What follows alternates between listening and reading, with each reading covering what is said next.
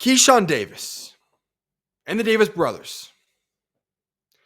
I talked on Friday how disappointing his weigh-in was. Once again, the weigh-in was not the problem for me all the way. It was a problem, but the weigh-in itself was not the biggest issue for me with the Keyshawn Davis situation.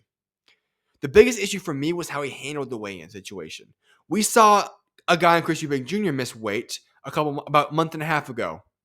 But in that situation, Chris Eubank Jr. gave it everything he had, and that's why people are still on his side. Keyshawn Davis clearly did not do that. And that's why he was up to dancing, singing, and having fun up on that stage. That was my problem. Long hold behold, I had no idea what was going to eventually unfold on this weekend after I got done with my live. What happened this weekend for the Davis family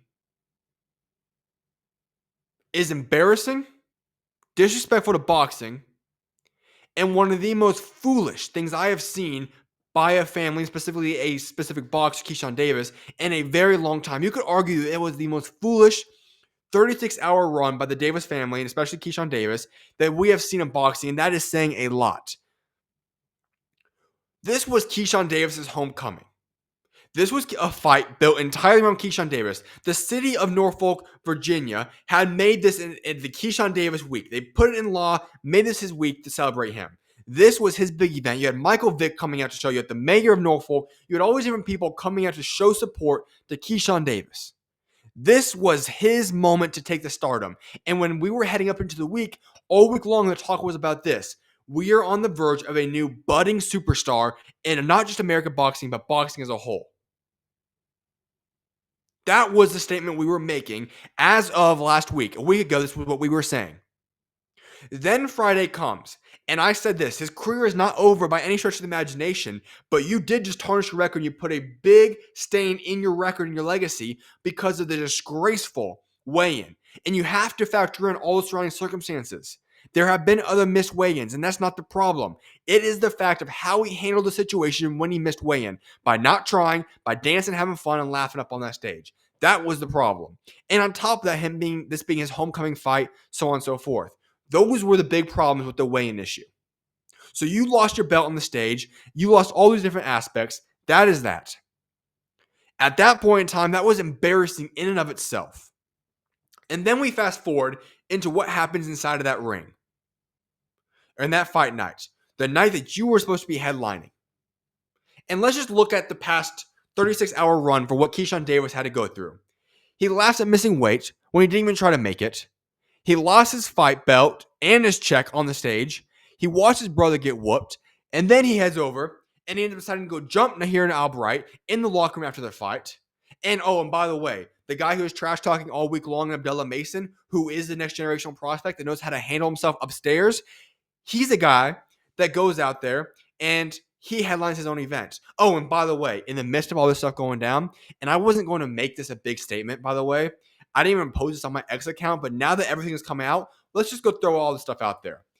When you talk about going to your fight that you were supposed to be headlining, and you're in this place, an arena that they had to go out there and refund countless people, thousands of people over their tickets, and you're out there stuffing your mouth with popcorn over and over again on these videos, it's not a very good look. And I wasn't going to say anything at the point in time it happened because, listen, he has to move on with life, enjoy life, so on and so forth, sure. But there's a time and a place, and also you got to understand the context and what's going on at the moment. People are pissed off at you.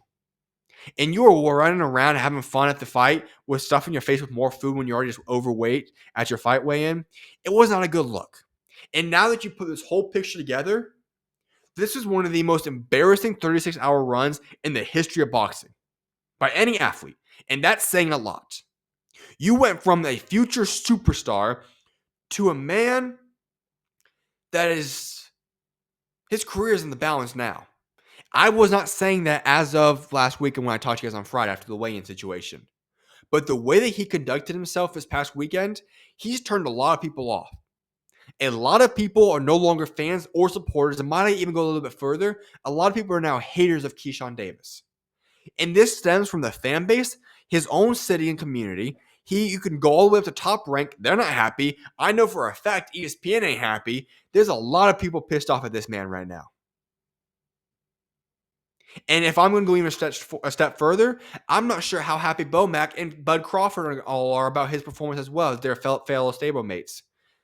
There's a disappointment that you saw in Bomac's face after the missed weight. And then you look at Bud Crawford and Bomac having to go into the Nahir Albright's locker room and apologize and talk to him. This is a bad look all around.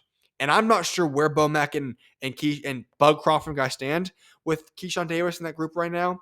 But there is certainly issues that Keyshawn Davis is going to have to correct.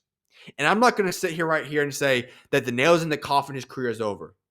But what I am confident in saying is that he's got a lot of work to do to repair himself and his image and his withstanding within the boxing community. And that's going to take time. And at the same time, this 36 hours might have just been a 36 hours of bad mistakes. But this was 36 hours that's going to stay with him for the remainder of his career. Whether we like it or not, he can certainly overcome it. But these 36 hours, everything that he did, this is 36 hours that will stay with him as a stain on his legacy, on his name, until the end of his career. It was an embarrassment and it was a shame to see what he did this weekend. I will say this too. Kelvin Davis, he got whooped in that fight. It was embarrassing. But Kelvin Davis was not a part of any of the fights or altercations, apparently.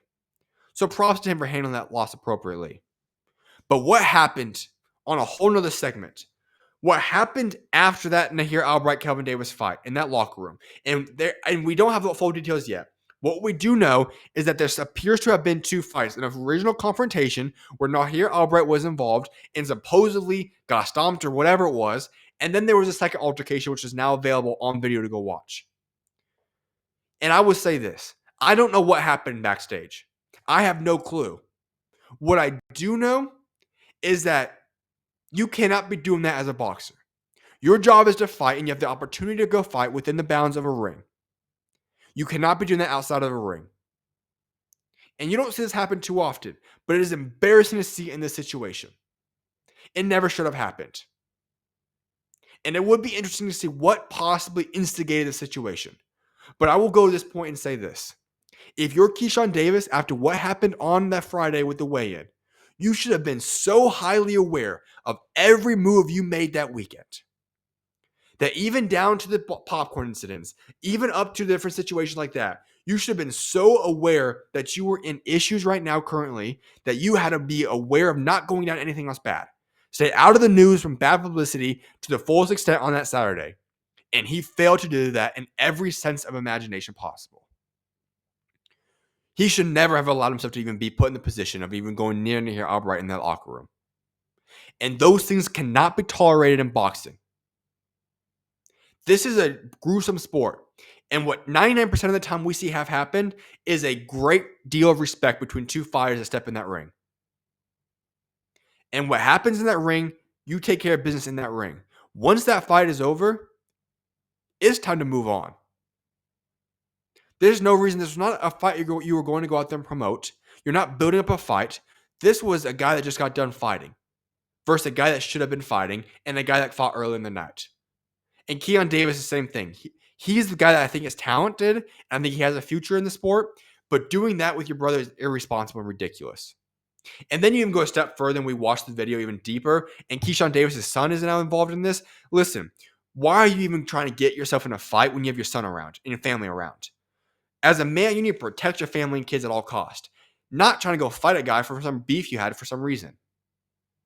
Everything about what Keyshawn Davis did this weekend was embarrassing. And they took what they took so long to build up. This long process of getting himself as a world champion, a future superstar in boxing, and his brothers also building up alongside him. You took all this time, all these years, all this work to build up something special. And what takes a long time to build up takes just like this to lose it all. And we witnessed that come to fruition this weekend. It's not over for Keyshawn Davis, but he's got a lot of building to do again. And I don't know how hard that building process is going to be for himself, but it's a long road back to reestablishing his name, image, branding, so on and so forth, relationships in his boxing career. Because what we witnessed was one of the worst 36 hours that a boxer has ever had. And that is saying something.